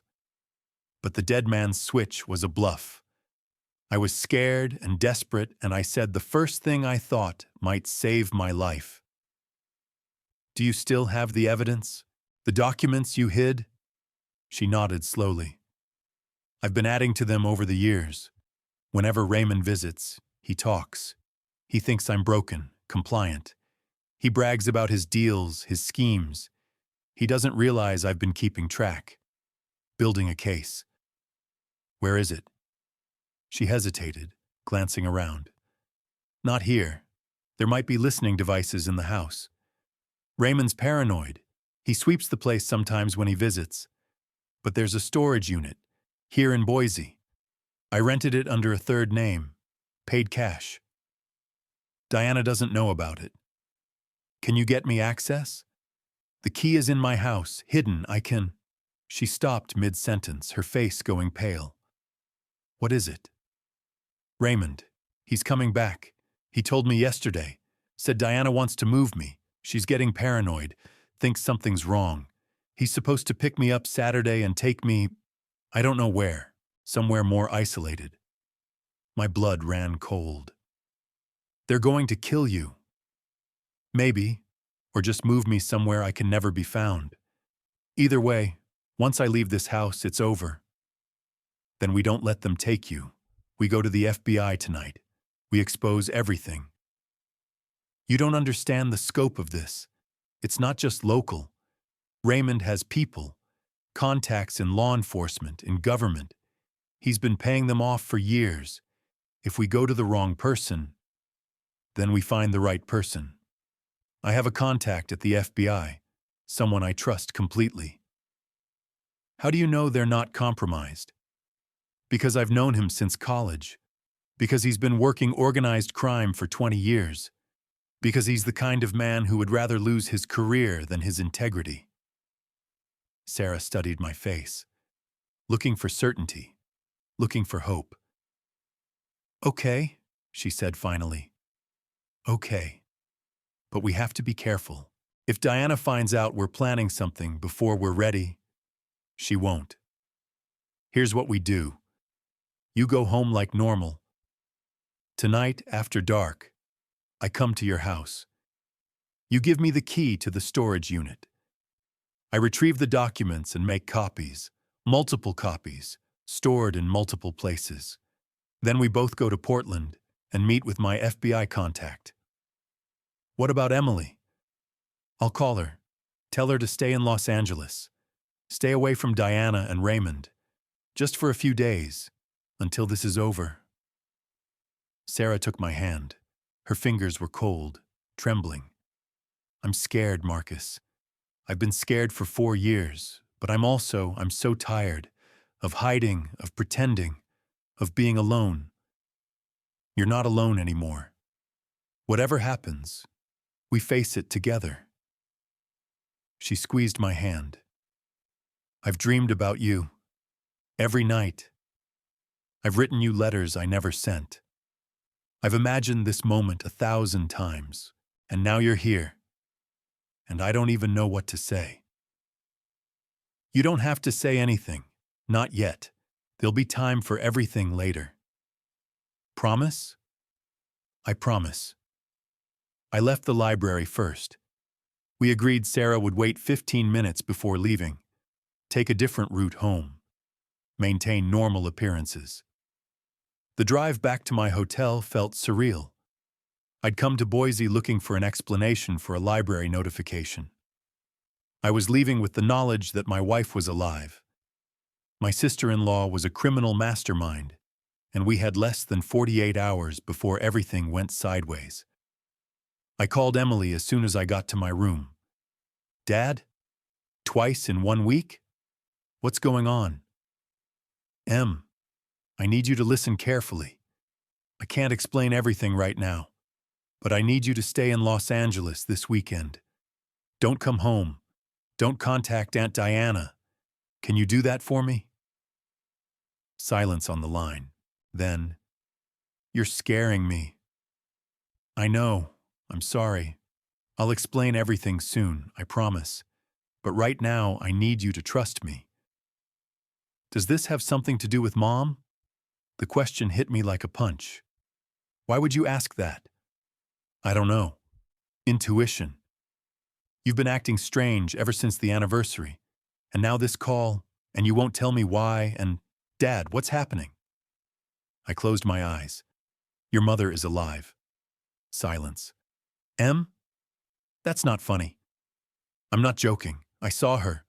Here, in Boise. She's been living here for 4 years. Diana did something. Drugged her. Faked her death. Kept her hidden. I don't have all the details yet, but I'm getting her out. We're going to the FBI. More silence. Then a sound I couldn't quite identify. A sob. A laugh. Something in between. Mom is alive? Yes. And Aunt Diana? Yes. Oh my God. Oh my God. She was crying now. I could hear it. I want to come. I want to see her. Not yet. It's not safe.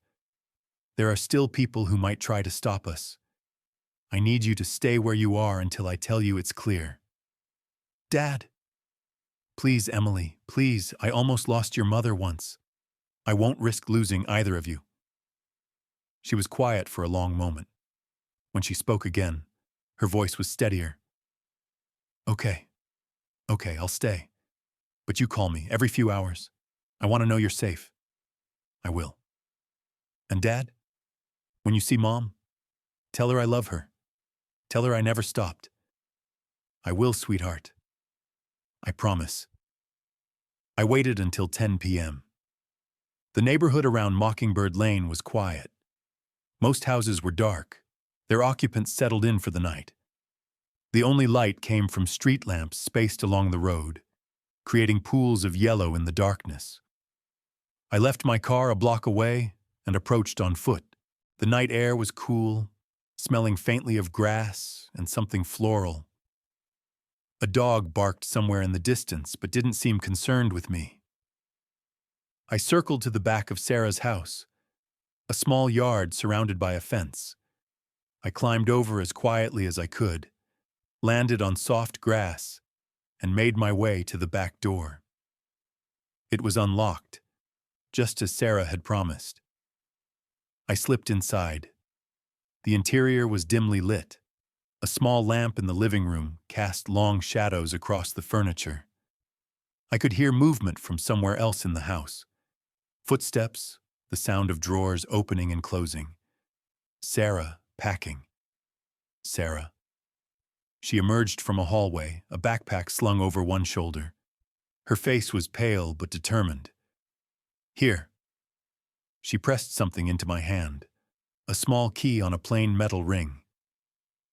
Unit 47, Boise Self-Storage on Fairview Avenue. The documents are in a fireproof lockbox inside. The combination is 0517. Her birthday, same as always. You're coming with me, I said. Right now. I need a few more minutes. I want to wipe my laptop. Diana installed software that gives her remote access. If she realizes I'm gone before we're ready, she might be able to track us. How long? 5 minutes. 10 at most. I'll wait in the car. 5 minutes, then we leave. No matter what. She nodded. Disappeared back down the hallway. I should have stayed with her. I was in the car, engine running, watching the front of the house, when headlights appeared at the end of the street. A black SUV. My blood went cold. The SUV turned onto Mockingbird Lane, moving slowly, deliberately. It pulled into Sarah's driveway. The engine cut off. Raymond Holloway stepped out. He wasn't supposed to be here until Saturday. Something had changed. Someone had tipped him off. I watched, paralyzed, as Raymond walked to the front door. He had a key. Of course he did. He let himself in without knocking. For 30 seconds, nothing happened. Then I heard screaming. I was out of the car and running before I made a conscious decision. Across the street, up the driveway, through the front door that Raymond had left ajar. The living room was chaos. Raymond had Sarah pinned against the wall, one hand wrapped around her throat. Her feet dangled inches off the ground. She was clawing at his arm, gasping for breath. "Where is it?" Raymond shouted. "Where are the goddamn files? Diana said you've been planning something. Who have you been talking to?" Sarah's mouth moved, but no sound came out. She couldn't breathe. I grabbed a lamp from a side table and swung it at Raymond's head. It wasn't a clean hit. He heard me coming at the last second and started to turn, but it connected with his shoulder and the side of his skull. He staggered, releasing Sarah. She dropped to the floor, gasping. Raymond spun to face me. Blood trickled from a cut above his ear. His expression shifted from shock to recognition to rage. "Chen? How the hell? Get away from her!" He laughed, a harsh, ugly sound with no humor in it. "You're supposed to be in Portland, mourning your dead wife. How did you find this place?" "Your wife sent me a notification. Library card. Careless." Something flickered in his eyes, a calculation. "Diana's going to want to hear about this. She always said loose ends would come back to bite us." "The only thing coming back to bite you is a federal prosecutor." He moved fast, faster than I expected for a man his age, reaching into his jacket for something metallic, a gun. I didn't wait to see it clearly. I tackled him. We went down hard, crashing into furniture. Raymond was bigger than me, outweighed me by at least 30 pounds. But I had desperation on my side. 4 years of grief and rage channeled into raw, physical force. We rolled across the floor, knocking over a coffee table. His hand came free with the gun, and I grabbed his wrist, slammed it against the hardwood once, twice, 3 times until his grip loosened and the weapon skidded away. Sarah scrambled for it. "Don't move," she said.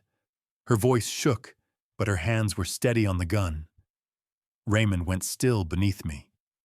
I pushed myself up, breathing hard. Blood from a split lip dripped onto his shirt. "This doesn't change anything," he said. "Diana knows everything. She always knows." "Then we'd better move fast." I looked at Sarah. "Do you have anything to restrain him?" She found zip ties in a kitchen drawer, which told me something ugly about what Raymond had planned for tonight, and we secured his wrists behind his back. "Now what?" Sarah asked. "Now we get the documents and go to the FBI. Tonight." The storage unit was exactly where Sarah said it would be. A 24-hour facility on the outskirts of Boise, rows of metal doors illuminated by harsh security lights. Unit 47 opened smoothly. Inside was sparse. A few boxes of clothes, some books, a small safe. Sarah knew the combination. The safe clicked open. Inside were documents, stacks of them, bank statements, emails, spreadsheets, photographs, USB drives. I started flipping through them, trying to absorb the scope of what I was seeing. The insurance fraud was worse than I'd imagined. Raymond and Diana had been running fake claims for nearly a decade, properties damaged by fires that never happened, accidents staged and settled, payments routed through shell companies and offshore accounts. The total was well over $3 million. But that wasn't all. There were also records of the trust embezzlement, detailed accounting of every withdrawal Diana had made from their parents' estate, nearly $80,000 over 5 years. And then there was something else. A folder marked JM. I opened it. Medical records, police reports, an autopsy file for a woman named Jennifer Marsh. "Who is Jennifer Marsh?" I asked. Sarah's face was pale in the harsh light of the storage unit. "She worked for Raymond's company, administrative assistant. About 3 months before I died, she figured out what was going on. The fraud, the fake claims. She threatened to go to the police." "What happened to her?" "Car accident. She drove off a bridge on her way home from work one night. The official report said she lost control. Wet roads, excessive speed. But look at the toxicology." I found the relevant page, scanned it. Elevated levels of digoxin consistent with acute cardiac glycoside toxicity. Cause of death? Vehicular accident secondary to sudden cardiac event. "She was poisoned," Sarah nodded. "Diana has a connection at a pharmacy, someone who can get her medications that aren't supposed to be available without a prescription. When Jennifer became a threat, Diana made her disappear, made it look like an accident. Just like they planned to make you disappear. I think that was the original plan. Kill me, make it look like sudden cardiac death, collect the insurance, move on.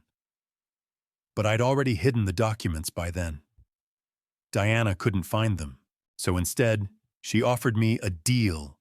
Fake my death, live in hiding, and everyone stays safe. She was going to kill you eventually. Probably.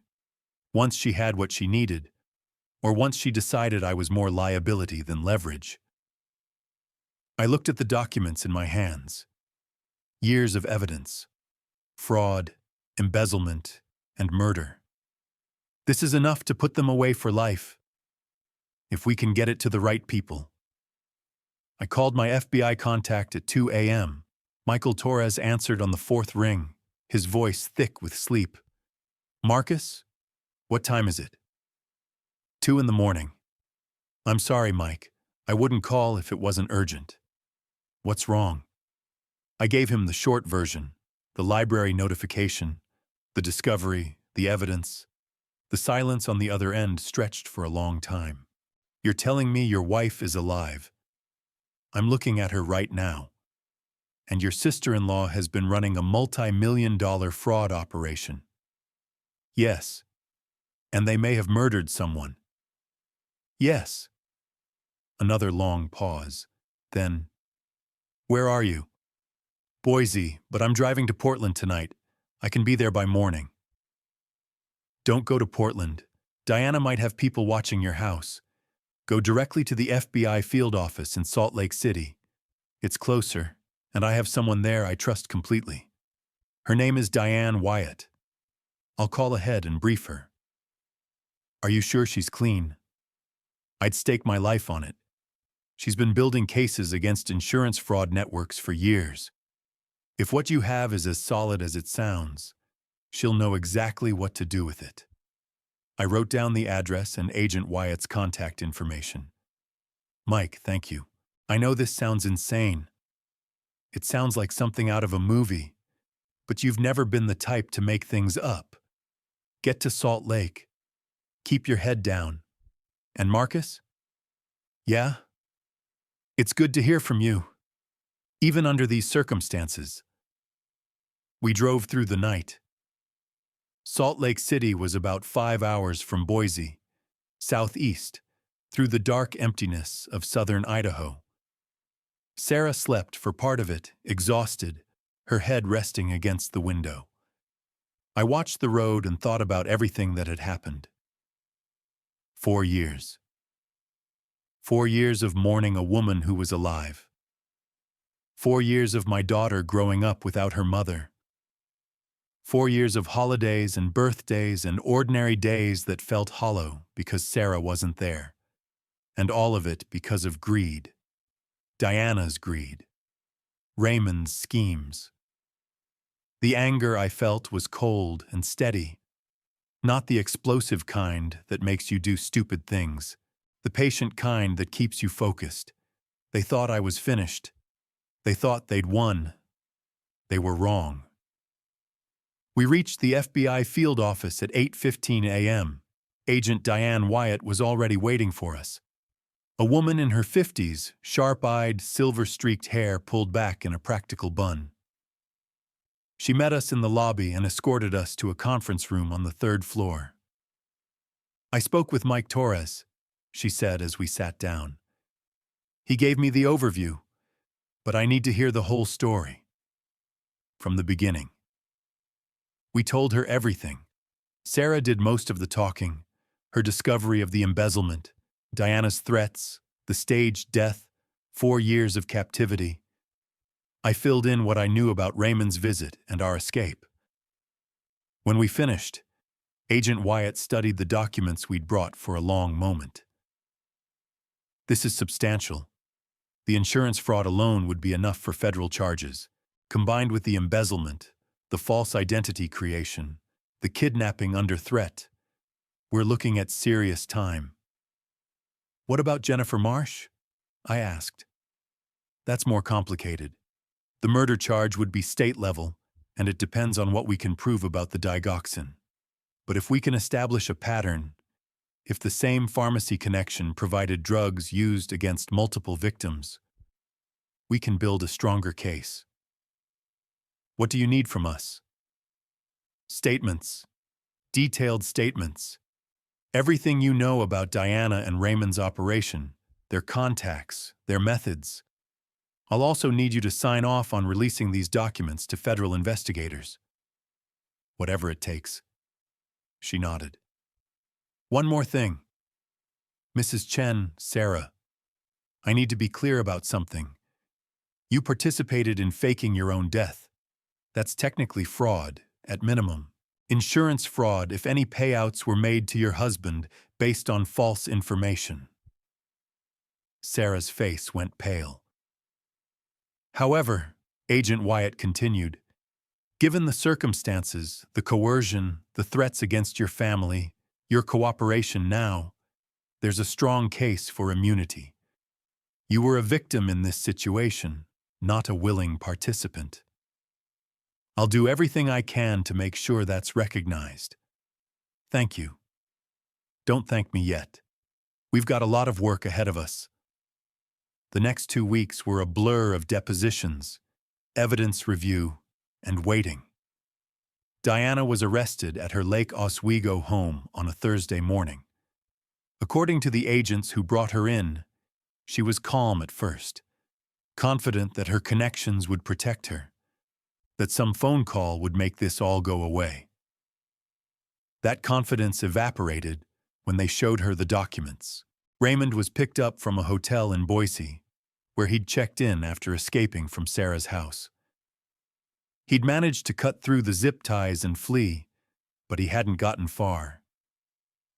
Agents found him in his room, packing frantically, trying to destroy evidence on his laptop. They both lawyered up immediately. Expensive attorneys who specialized in white-collar defense. But the evidence was overwhelming. The documents Sarah had gathered over 4 years told a story that no lawyer could spin away. Agent Wyatt kept us informed as the investigation expanded. The scope of the fraud was even larger than we'd realized. Raymond's network of fake businesses and staged claims extended across 4 states. He'd been paying off adjusters, lawyers, even a few local police officers to look the other way. The total losses to insurance companies exceeded $6 million. And then there was Jennifer Marsh. The case was reopened. New forensic analysis of evidence preserved from the original investigation confirmed what Sarah had suspected. Jennifer had been poisoned with digoxin before her car went off the bridge. The accident was a murder disguised as a tragedy. Diana's pharmacy connection, a man named Harold Vance who worked at a compounding pharmacy in Portland, was arrested and promptly began cooperating in exchange for a reduced sentence. He confirmed that Diana had been obtaining various medications through him for years, including the digoxin used on Jennifer. Diana was charged with conspiracy to commit insurance fraud, embezzlement, kidnapping, and first-degree murder. Raymond faced charges of fraud, extortion, kidnapping, and accessory to murder. Neither of them was getting out. But before the full extent of the charges was announced, there was something I needed to do. Diana had requested a meeting with me. Through her lawyer. She claimed she wanted to explain, to apologize, to make things right. I didn't believe a word of it. But I went anyway. I needed to see her face when she realized it was over. The meeting was at the Federal Detention Center in Portland.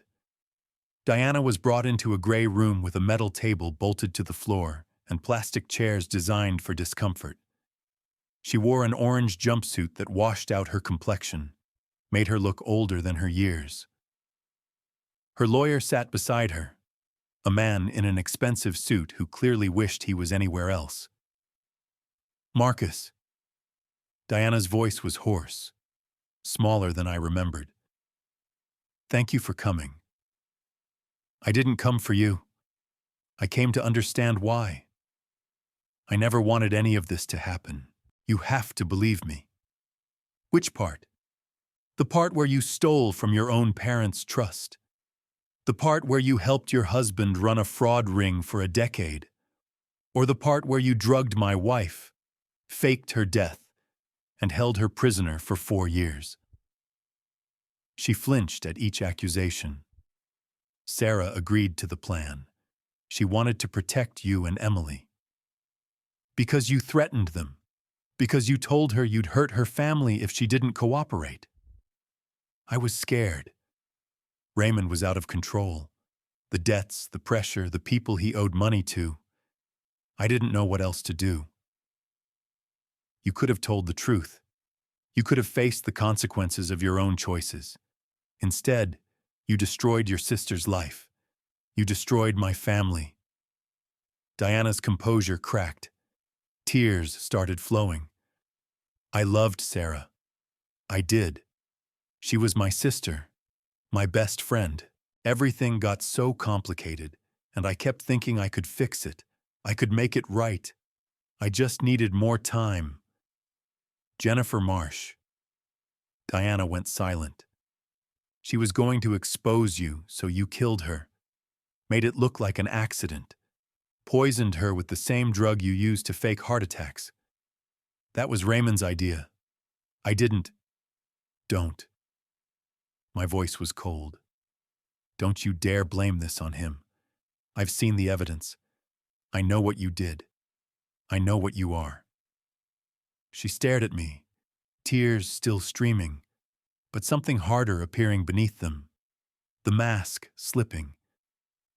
You think you're so righteous, so perfect, but you don't know everything. You don't know what Sarah was really like. What's that supposed to mean? She wasn't the saint you think she was. She had secrets, too. Things she never told you. Like what? Diana smiled.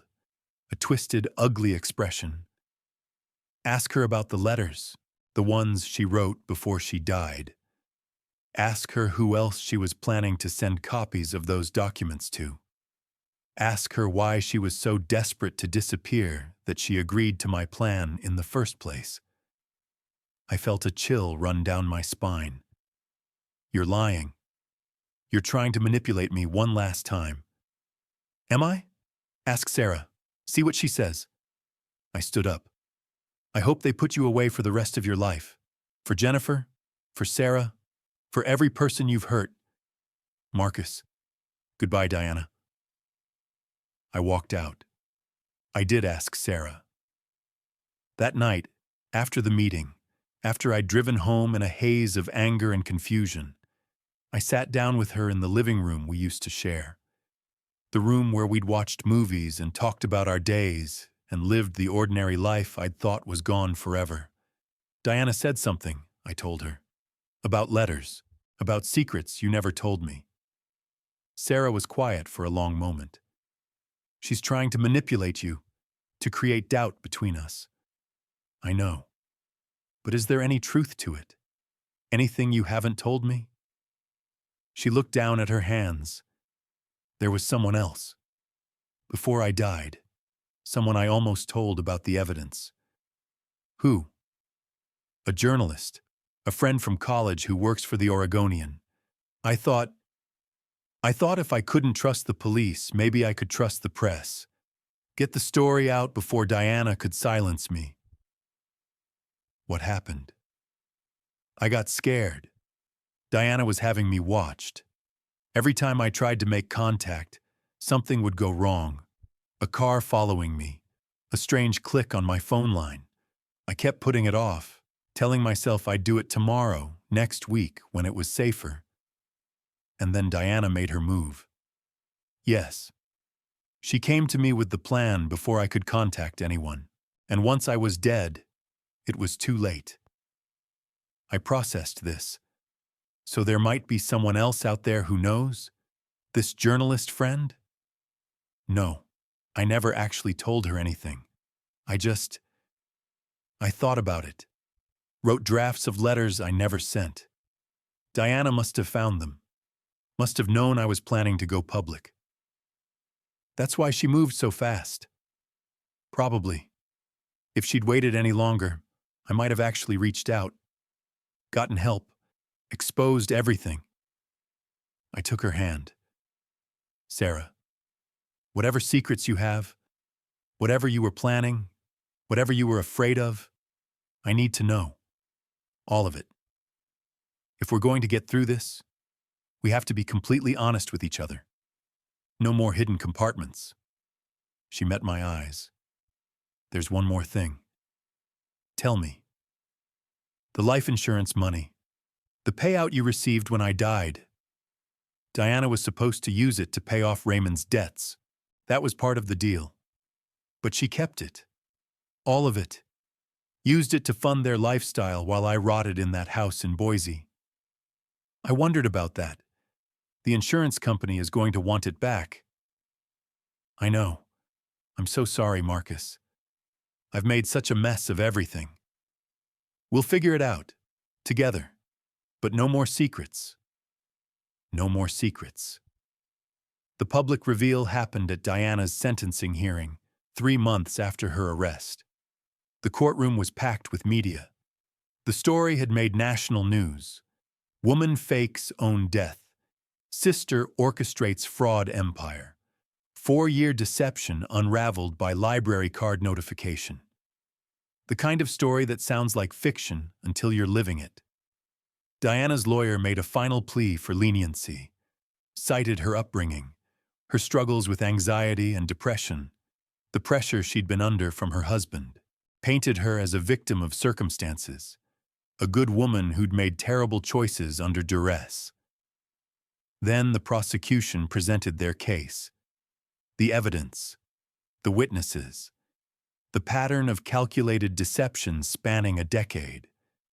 Finally, the judge asked if anyone wanted to make a victim impact statement. I stood up. The courtroom went silent. Every eye turned to me. Your Honor, 4 years ago, I buried my wife. I held an urn in my hands and believed it contained everything that remained of the woman I loved. I scattered her ashes in the garden she'd spent years cultivating. I watched my daughter sob at a grave that turned out to be empty. I paused. Let the weight of those words settle. I spent 4 years rebuilding my life around a loss that didn't exist. I went to therapy. I learned to live alone. I missed anniversaries and birthdays and ordinary Tuesdays that should have been filled with her presence. And all of it, every tear, every sleepless night, every moment of grief, was orchestrated by the woman sitting at that table. I looked at Diana. She was staring at the table, refusing to meet my eyes. Diana Holloway stole 4 years from my family, not because she had to, not because circumstances forced her hand, because she was greedy, and when her greed endangered her, she decided to sacrifice her own sister rather than face the consequences. But here's what Diana didn't count on. We survived. My wife is alive. Our family is healing. And Diana is going to spend the rest of her life in a cell, knowing that everything she tried to destroy is still standing. I sat down. The courtroom was utterly silent. The judge sentenced Diana to life without parole. As they led her away in handcuffs, she finally looked at me. There was no remorse in her eyes, no regret, just cold, calculating anger. I felt nothing in return. She wasn't worth the energy. Raymond's trial was separate. He tried to cut a deal, testify against Diana in exchange for a reduced sentence. But the evidence was too strong. The FBI had him on tape discussing the fraud. They had his computer files, his bank records, his own handwritten notes. He got 30 years. No possibility of parole. The pharmacy contact got 12 years. The various accomplices, adjusters, lawyers, the corrupt cops, faced charges ranging from conspiracy to obstruction. Some took deals, some fought and lost. The cleanup took over a year. On the anniversary of Sarah's death, the real anniversary, not the fake one, we held a different kind of ceremony. In the garden where I'd scattered her ashes, the garden that had died without her attention and slowly come back to life once she returned. It was just the 3 of us, Sarah, Emily, and me. Standing among the roses Sarah had planted when Emily was born, now 22 years old and magnificent. I don't know what to call this, Emily said. It's not a funeral, it's not a memorial. Maybe it's a resurrection, Sarah offered, a celebration of coming back. I like that. We planted a new rose bush, a variety called New Dawn, pale pink petals, incredibly fragrant. Sarah said it represented second chances. Emily cried, Sarah cried, I cried, but they were different tears, not grief, not loss, something closer to release. 6 months after the trials ended, Sarah and I renewed our vows. A small ceremony in our backyard.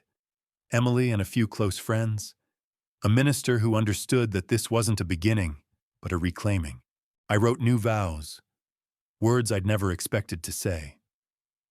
Sarah, I married you 22 years ago because you made me laugh, because you made me better, because I couldn't imagine a future without you in it. Then I had to imagine that future.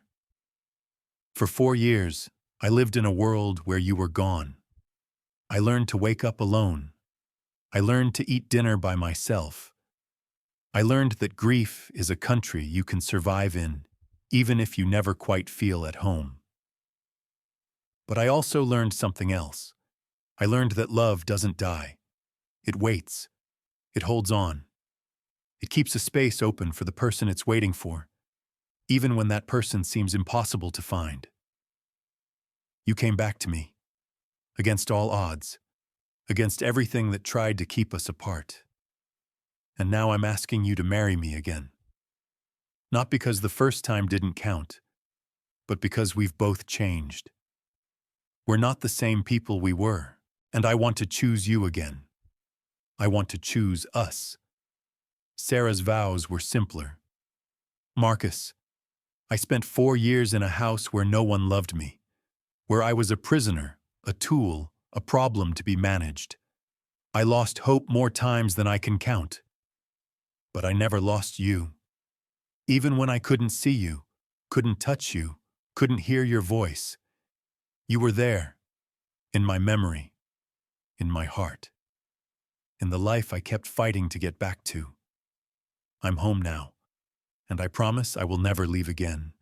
Not willingly, not as long as I have a choice. I choose you, I choose us. I choose this imperfect, impossible, miraculous second chance. We exchanged rings, the same rings from our first wedding, now worn smooth by time. When we kissed, I felt something shift inside me. Not the closing of a wound. Some wounds never fully close, but the beginning of something new. Emily graduated from UCLA 3 months later, top of her class. Honors in criminal justice, a major she'd switched to during her senior year, after everything that happened. She said she wanted to help people like her mother, people who got trapped in impossible situations, people who needed someone to fight for them. I cried at the ceremony. Sarah cried harder. Afterward, we all went to dinner at a restaurant by the beach. Emily, Sarah, me, and Emily's boyfriend David, a serious young man who clearly adored her. To new beginnings, Emily said, raising her glass. To family, Sarah added. To surviving the impossible, I finished. We drank to all of it. I retired from the engineering firm last year. 25 years was enough. I'd built things that would stand for decades. Now I wanted to focus on the things that mattered more. Sarah went back to work at the library, not the Portland, Maine branch, where everyone would have recognized her and asked questions, but a smaller community location in our neighborhood. She said it felt right. Books had been her comfort during those 4 years in Boise. The library had been her sanctuary when everything else was taken away. Now she was helping other people find their sanctuaries. I started volunteering at a nonprofit that helps families navigate complex legal situations. Custody battles, estate disputes, the kind of tangled messes that tear people apart if they don't have guidance. It's not glamorous work, but it's meaningful. Every morning, I wake up next to my wife. That's something I never thought I'd be able to say again. People ask me sometimes what I learned from all of this. I used to hate that question. What kind of lesson do you extract from your wife faking her death and your sister-in-law turning out to be a murderer? It's not a fable. There's no neat moral at the end. But over time, I've come to understand something. The lesson isn't about trust or betrayal or even resilience. The lesson is about paying attention. I almost missed everything.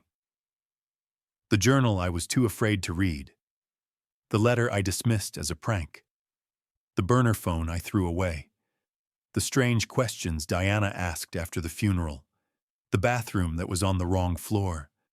A dozen small signals that something was wrong, and I was too wrapped up in my own grief to see them. We miss things when we're not looking. Important things. The people we love are carrying burdens we don't see because we assume we already know them. We stop asking questions because we think we have all the answers. And by the time we realize something's wrong, it might be too late. So now I pay attention. To Sarah, to Emily, to the small details that might mean something larger. Not out of paranoia. Not because I'm waiting for the next betrayal. Out of love. Because love isn't just feeling, it's action, it's vigilance.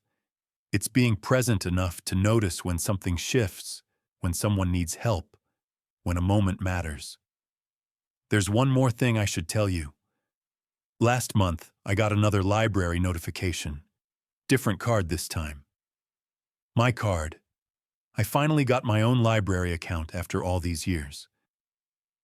Your holds are ready for pickup at Portland Public Library, Multnomah Branch. I showed Sarah the notification at breakfast. Want to come with me? She smiled. The real smile. The one I'd missed for 4 years. The one that still makes my heart skip after all this time. Always. We drove to the library together. Walked in through the front doors, past the circulation desk, past the stacks where she used to spend her working days. We picked up my books, a novel she'd recommended and a gardening guide, because her obsession has become contagious. On the way out, she squeezed my hand. Remember when this all started? A library notification. How could I forget? Strange, isn't it? The thing that almost destroyed us is the same thing that saved us. I thought about that for a moment. The randomness of it. The improbability. A courtesy email from a library system, noticed at the right moment, leading to the unraveling of a 4-year deception. Maybe that's how it works, I said. The things that break us can also put us back together. We just have to be paying attention when they do. She leaned her head against my shoulder. I love you, Marcus. I love you too. We drove home through streets we'd known for 20 years, past the coffee shop where we had our first real date, past the park where Emily learned to ride a bike, past all the landmarks of our shared life. The sun was setting, painting the sky in shades of orange and pink. Sarah watched it through the window, her hand in mine. It's beautiful, she said. Yes, it is. If you've stayed with me through all of this, I want to thank you. I know it's not an easy story. There are parts I'm still processing, parts that don't make sense, parts that probably never will. But I needed to tell it, and maybe someone out there needed to hear it. If there's someone in your life you've lost touch with, someone you've assumed is fine, someone you've stopped really paying attention to, maybe reach out today. Ask how they're doing. Actually listen to the answer. You never know what's hiding beneath the surface. You never know what someone might be carrying alone. And if you've got a library card you forgot about, it might be worth checking if it's still active. You never know what you might find. 1 year later, the letter arrived on a Tuesday morning. Plain white envelope. No return address. My name typed on the front. For a moment, I felt the old chill. The last time I'd received a letter like this, 5 years ago now, everything had changed. But Sarah was right beside me at the kitchen table, her morning tea in hand. Whatever this was, we'd face it together. I opened it. Inside was a photograph and a handwritten note. The photograph showed Diana in her prison jumpsuit, staring at the camera with flat, empty eyes. Older now, harder. The polish and performance stripped away, leaving only what was underneath. Across the bottom of the photo, someone had written, "Still watching." The note said, "Some debts don't end with a sentence." I showed it to Sarah. "We should call Agent Wyatt," she said, her voice steady but her face pale. "I'll do it now." But there was something else in the envelope. A second piece of paper, folded small. I unfolded it. It was a printout of an email exchange between Diana and someone using an encrypted address, dated 3 weeks before her arrest. D. The evidence will surface eventually. We need contingencies. Unknown. What kind of contingencies? D. The kind that ensure permanent silence. If I go down, I want insurance that certain people don't enjoy their victory. Unknown. That can be arranged, but it won't be cheap. D. Money isn't the issue. I have resources Raymond doesn't know about. What I need is discretion. Unknown. You'll have it. When do you want to proceed? D. After. When everyone thinks it's over. That's when they'll be vulnerable. I read it twice.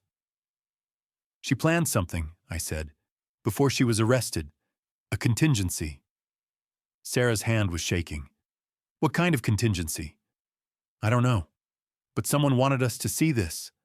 Someone on the inside. I called Agent Wyatt immediately.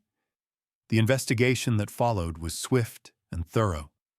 The FBI had been monitoring Diana's communications from prison, standard procedure for high-profile inmates. But this exchange had predated her incarceration. The encrypted address was traced to a man named Victor Stroud, a former private investigator with connections to Portland's criminal underworld.